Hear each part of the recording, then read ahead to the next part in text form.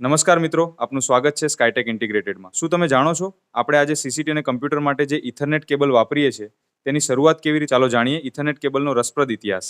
Ethernet ટેકનોલોજીનો વિકાસ 1970ના દાયકામાં xerox park ખાતે થયો હતો. તેમાં રોબર્ટ મેટકાલ્ફને ખાસ યાદ કરવામાં આવે છે. ખાસ યાદ કરી ઓળખવામાં આવે છે. આ ટેકનોલોજીના વિકાસમાં મુખ્ય ભૂમિકા ભજવનારા લોકોમાં ચક થેકર, તેમાં રોબર્ટ લેમ્પસનનો સમાવેશ થાય છે અને આજે સામાન્ય રીતે ફાધર ઓફ ઇથરનેટ તરીકે ઓળખવામાં આવે છે. શરૂઆતમાં કઈ કેબલ વપરાતી હતી? આજની જેમ શરૂઆતમાં કેટ 5e નહોતી.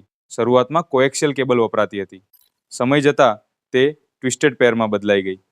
આજે નેટવર્કિંગમાં કેટ 5e, કેટ 6, કેટ્સ એ કેબલ્સ વપરાય છે. આ cables computer networking, internet, IP સીસીટીવીને છે. તેનાથી NVR, સ્વિચ અને એક્સેસ પોઈન્ટ કનેક્ટ થાય છે. ઇથરનેટ કેબલ નેટવર્કિંગની લાંબી જર્ની છે. ઇન્ફોર્મેશન માટે સબસ્ક્રાઇબ કરો, લાઇક અને શેર કરવાનું ભૂલશો નહીં. Thank you. જય હિન્દ.